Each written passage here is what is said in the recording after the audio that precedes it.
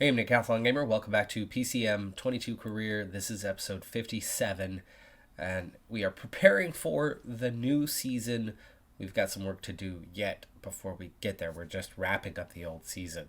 I'm going to introduce the new players, fix their training right away to give them a little boost before we enter the new season, so on and so forth. But we also have the draft before we get into that. So I haven't really covered the draft since season 1, either at all or at least properly. So I wanted to kind of come back to it now for a little bit, at least briefly, before we head into the new season. By the way, right now my voice sounds good. We'll see how it sounds in 10 minutes or in half an hour. It's still hit and miss for now. And then added bonus, just as I am recovering from the sinus infection, I then have a COVID booster that I just got a couple hours ago in this arm and a flu shot that I just got in this arm. I'm sure I'm going to be feeling the effects of that for a couple of days when you add in the sinus infection that is nearly cleared but not quite. Well, anyway, back to this content here. We haven't really had any success when it has come to the scouting and especially when it has come to the development team. This 10K that we spend on it, with our tight budget, I could get a decent signing for 10K. I could, but I'm keeping it here. I'm still testing it out. I still have high hopes of something materializing from this development team at some stage. So far, it hasn't happened. At the very least, it is helping me keep my eye on fresh young talent. So there's that. But here's my thought process for the upcoming season briefly before we, progress. Well, anyway, looking at the existing roster, none of them have crazy high potential. None of them are terrible. They're decent riders. And, so there's kind of that combination. That's one of those aspects that we're looking after. Age, not necessarily a factor for me, as I'm always looking to sign young riders. They're young riders. Okay, enough said there. The one thing I'm mostly keeping an eye on is not even qualities or anything like that. I'm looking for future talent, regardless. It's the nationality, and that's because of the nature of the series, right? One rider per nation. Now, I'm not excluding these riders. They're not on the team. They don't race for me. I don't manage them properly. I mean, they're on a development team. So I'm not worried about having, a Belgian on the senior team and having a Belgian here. I'm not worried about having two Belgians here. But as I go through, as I sign riders for the upcoming year, one of the things that I am trying to do with as many of the slots on the development team, of the 10 slots that we have, is I'm trying to get the unique entities, the ones that we don't have anybody for, or that I know I have expiring contracts coming for, because the whole point is to hopefully get one of them to see a growth in potential. I've seen one decrease in potential in 4 years. Otherwise, I've seen 4 years of, 3 years of stagnation, because we didn't start it until the end of the first season. But in 3 years, I've only seen a single rider have their potential change, and it was not for the good. So that's the reason why I haven't signed anybody yet, but that's not to say that we're not going to have a 4-star guy suddenly become a 5-star guy and be that guy we want to sign. And that's the hope. But in the meantime, it's the obscure nations that we don't have that I'm targeting in my recruitment policy that have some sort of potential, and then hoping that there's some sort of growth, some sort of development there that's going to give them that edge that'll get me to sign them to the senior team that next year. So having a guy from Uruguay and Ethiopia and Mongolia and Qatar and Eritrea and Namibia on the roster didn't happen just by chance. That was a conscious choice. And as I go into my next draft, I'm going to once again do the same thing. Now, I'll be honest with you. Until this season, I had paid close attention to how scouting was going. This season, I really didn't even bother looking at it more than once or twice the whole year. So I have no idea really what prospects are there until I'm going to go into the draft and try to pick them up. So it's a little bit of a bust on the system. It's a new system. I'm sure they'll put more time into it again this year to further develop it into next season. There is potential here, but in the current setup and in the current restrictions that I'm playing under, it's just not really doing us much good. Well, first things first, the existing guys, 7 of them have picked up contracts. I mean, we're doing a good job developing talent out of our U23s, and 7 of them have picked up contracts. They're just not good enough for us. But there are 3 remaining unsigned that I could retain, and all 3 of them actually fit the bill of existing in a nation that we don't have anybody signed up for, the obscure qualification that I'm looking for. So I'll go ahead and retain those 3 for now. Actually nearly signed Salem last season to a senior deal. I almost signed Shedu this season to a deal. So I've come close to a couple of these guys on adding them to our roster. Just haven't quite had the right one at this point. Well, there's the most disappointing one of all. We have a surefire superstar in the making, classics guy in the making, and he's already signed on to a small team. So missed out on that one. But going from there, look what we have here. I think we might have a future talent. That's our first sighting, hands down, for the U23s. I'm just going to go through and select from here. You can see I actually have very little knowledge, scouting-wise, of the group. So that part's not going to be particularly helpful for us. But yeah, Guzman, sweet. We've got a Guamanian back on the team, development team. But with a 4.5-star potential, if it doesn't decrease, the 18-year-old might be on our roster, senior roster, as a 19-year-old. And the new roster is in, so you can see where everybody stands now as we enter November. Now, here's the important thing about November. January 1st is where most people pick up and start and assign trainers and things like that. Your team actually comes together. The new contracts take effect on the 1st of November. So the beginning of November, if you assign trainers then, while it flies through that 2 months, you're actually getting development. If you don't, you're not seeing that development. So you're wasting 2 months of a chance to have riders actually grow their potential. Now, I miss it quite a few years. Usually pretty busy with things, and I'm kind of moving on to a task, multitasking while that happens.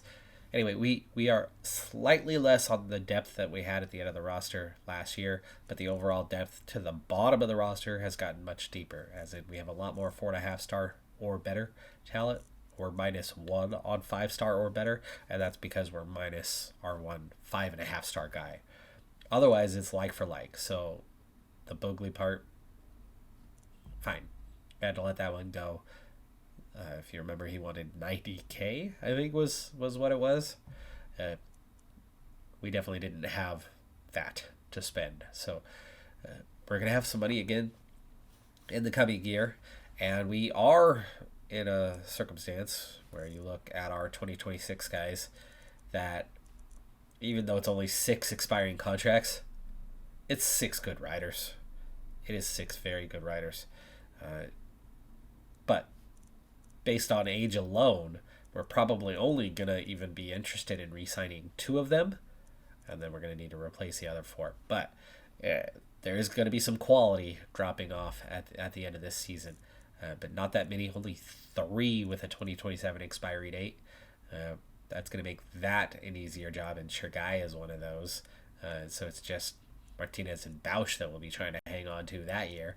That 2028, that was a big signing period for us, and we'll obviously see this group grow. Right now, just the 1 5-star, but look at all that 4.5-star talent that we just brought in. And when you look at the contracts, that group, fairly balanced, fairly affordable. This group, Martinez was already getting paid. He's going to want to get paid a lot more if we are able to re-sign him, and that may or may not happen, but that's still a year away. But as for this group, this is a sign of the team's growth. Gonzalez, for Mark, Vandenberg, all had to get paid fairly handsomely to get them to sign with us. And that's actually a decent amount of money that's going to get freed up there. I mean, you're looking at $50K just, glancing at it, plus whatever growth we have this year. We won't know that until January 1st, though. So we'll see what we have coming up there. Or if we can check it now, I'm not interested until January 1st. Right now, I need to take care of trainers. You can see all those vacancies that we just opened up with the new guys coming in, 5 of them anyway. One thing I really like about this year's edition of PCM is this specific screen right here, where you can look at each member of the team. You can quickly select between them, and you can see training style, who the trainer is, how many people they're working with, and you have that growth matrix. You can see where it is you need to commit training.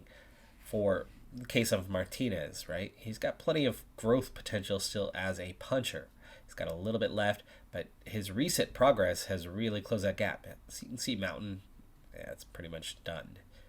Time trialing is kind of what he needs to round off as a stage racer, which is why we've switched him to time trialing. But I can go down the line and see where each rider should have their focus. You can see here with Abner Gonzalez that re-signing him is going to be entirely down to the size of the contract, as he's done. I mean, he is fully developed. He could get another point as a puncher, I guess, but that's it. It says time trial still has a chance. There might be a slight. We might squeeze 1 more point in time trial for him, which will help.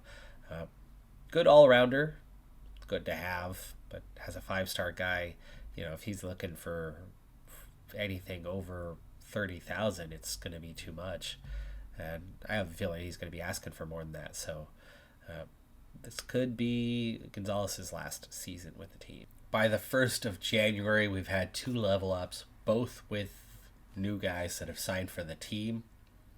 Johannes Peters. Now, I knew Peters didn't have a ton of growth. He was just going to be somebody who could come in and impact things right away and contribute where we needed it, which was multifaceted.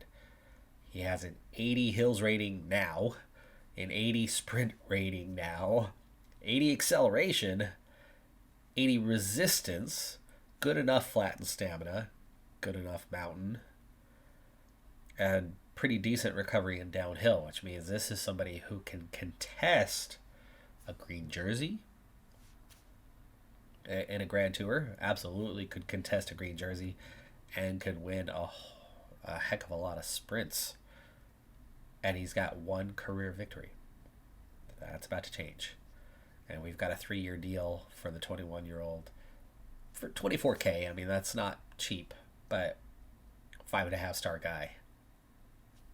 For us, day 1, right? January 1st is day 1. And for us, he's already a 5.5-star guy at $24K, locked up for 3 years. Not much more growth potential, but hello, here's one of your 3 mainstays at the top that keeps you firmly in World Tour and is quite capable of getting wins. So, hell yeah, great signing. I mentioned there was two. The other, Piccioni. By the way, that depth that had disappeared, where we, right at the end of the season, got to two 5.5-star guys with Pitters. We have that now, again. So right back to where we were at the end of the season. But we also had lost one of the 5-star talents as well, or multiple. We had lost two and replaced one of them. Or something along those lines. Well, whatever the case may be, Piccioni has gone from 4.5 to 5. He's a climber, stage racer, and he had some pretty solid growth as well. Piccioni is now a 79 mountains, 77 hills, so he's multifaceted. 78 stamina, which is much more important than resistance. Also good enough recovery to be competitive in something, a week long or more. Time trial at 73. I don't know if he's your leader for one of these, but he could be a poor man's leader in a Grand Tour. He could, maybe be your guy in a La Vuelta, possibly. And we just signed him. Now, he just used up a lot of his growth potential. I mean, he filled out really well on that level up. He is much closer to his maximums than he was when we just looked at this. But 4,000, 3-year deal, and already a very, very solid number 2, number 3, number 4 guy, in the system, and could be used as the number 1 guy in a pinch. I remember not long ago when Vingegaard was that guy. He was your, he's a solid number 2, and then all of a sudden, I'm quickly realizing 2 details. One, I've already gone on for a while, so we're approaching the later stages of the episode. 2, if you had not heard me mention this before, I've been really busy for the last couple of weeks. I've also suffered this cold. The shots in either arm were a result of being in the right place at the right time, which also involved a few hours at urgent care, not for my own personal health, but for my wife's. She's okay. Ish. Enough so. Anyway, I didn't intend for this to be an episode without racing, but I was at a certain place in the save. Things needed to happen to prepare for the new season. Normally I do it off camera. I'm on a very limited time frame. I've got to leave for basketball practice in 20 minutes. I've got to finish my edit. It's got to render. I've got to be able to get it going tonight. So in order to have an episode, I had to do what I could, which was this. So I'm sorry that we've had 2 out of 3 episodes end up being vocalization of goals and objectives and not actual playthrough. I know on the previous one, it is a fairly popular idea, the signing period. So I know that more and more there's a part of the audience that loves that signing period. This, I think, tactically may have less support. So again, sorry for that one, but here we are, making the best of it. Next episode we will be into racing, I promise. But here we are. This is the makeup of the team right now, January 1st. Briefly, mountain rating, we now have 4 elite climbers. Well, 1 elite climber and 3 very good climbers. Now, support-wise, there's a little bit of a gap, but we know there's a lot of 4.5 star kind of guys that have high potential, that are still very young, that are going to develop. Not for Mark per se, not Vashek, but outside of that, plenty of room for growth. The other good news is 71 plus is the bulk of the team. There's only 4 non-climbers on the roster. Hills. Again, nothing elite. We lost Bogley, but I think even Bogley was, 81? Something like that. But anyway, a couple 80s, a couple 79s. So 4 very good punchers. 1 quite capable as a climber, and the others are, capable enough. And then on a poor man's day, you have three very good mountain guys that are just punchy enough to maybe get away and do something. I like where we're at in the hill ratings.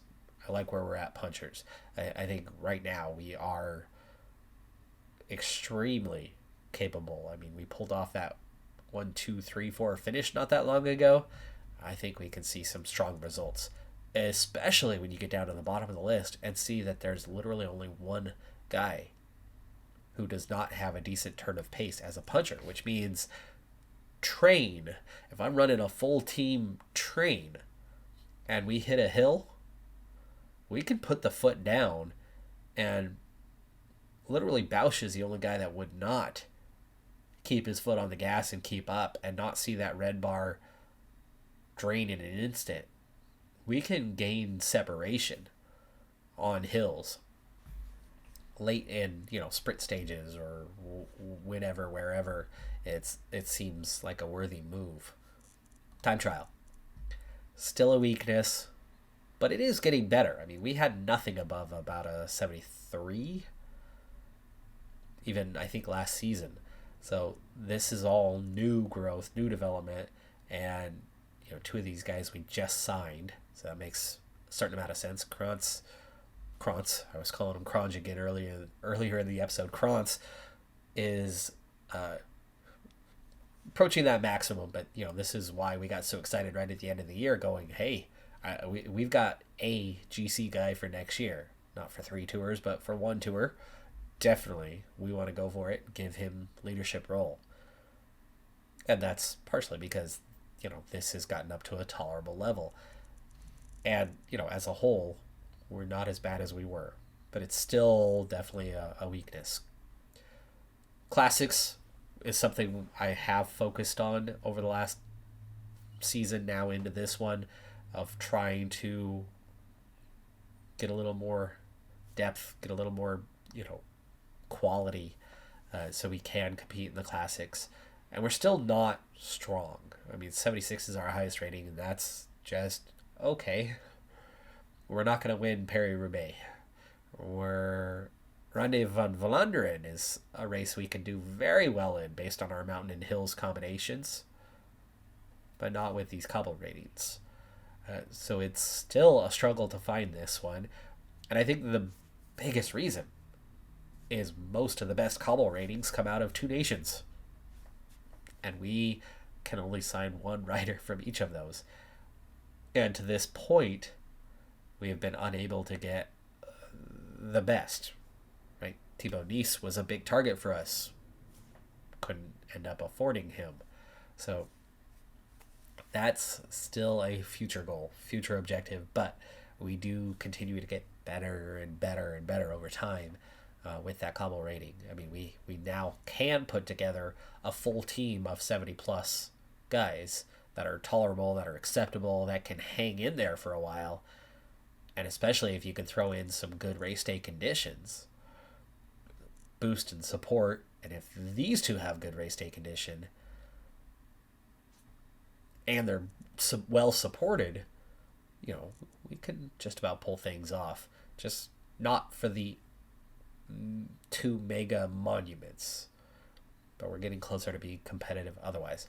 Here's one area I'm really impressed with the growth we've just now found ourselves in this year, because yes, we have Vandenberg, and Vandenberg is now topped out and kind of right there on his limit, but 79, and it was like, okay, we got one finally, and Mikkel's into that, and we saw a lot more success in the sprints, but then things were falling off pretty quickly.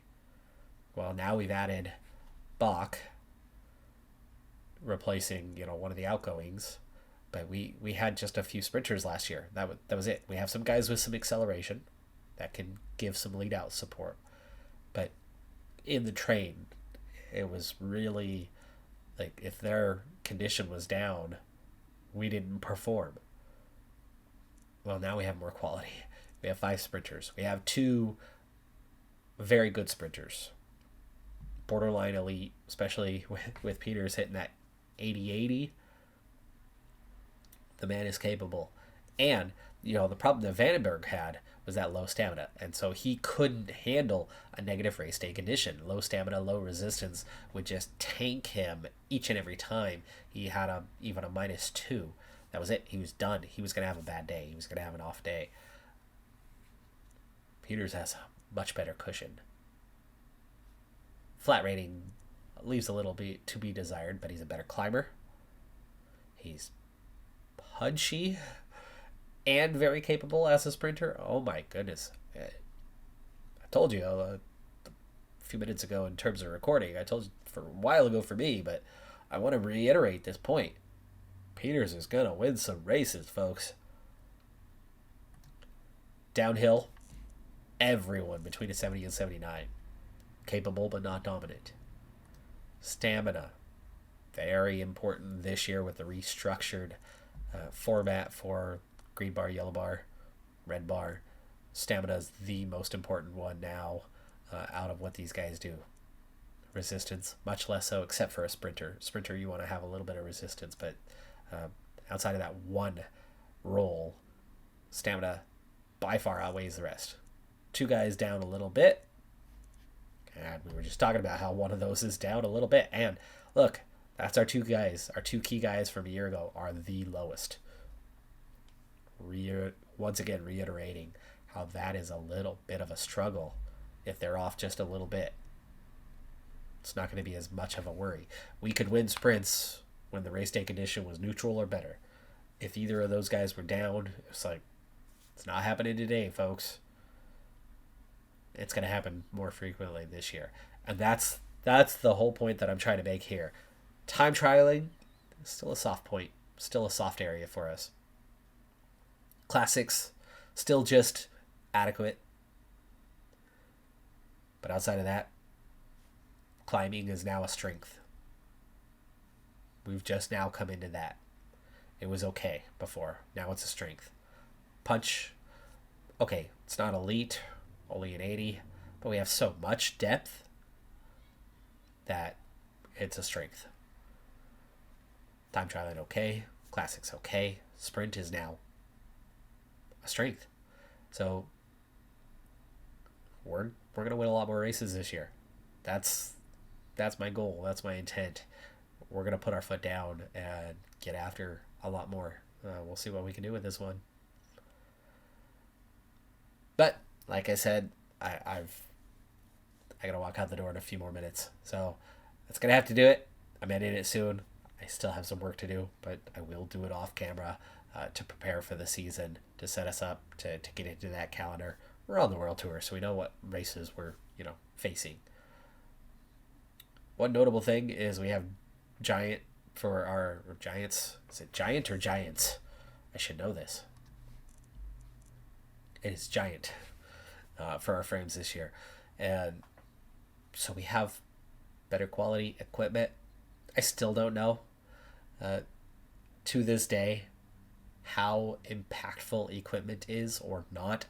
I used to obsess over it years ago in the game to try to get it just right. These days I don't bother with it. I know that the AI will pick generally the right equipment, and that race day condition matters way more. I obsess over that one, if you couldn't tell, but not the equipment. But anyway, I'd like to see a revamp to that and see it matter. But anyway, it's my favorite words today. We actually have a R&D deal with a major brand, so that's different. And then we have these guys. Semi okay, not terrible. Mixed bag on our equipment for the year, but this is actually what I have on my bike, so I know it's not great. I'm Decathlon Gamer. Thanks for tuning in. Sorry about no racing today, especially when it's 2 out of 3 episodes, but it will not happen again for a while. Thanks for tuning in. Like, comment, subscribe, and I'll see you next time. Have a good one. Be safe out there. Happy Halloween. Bye for now.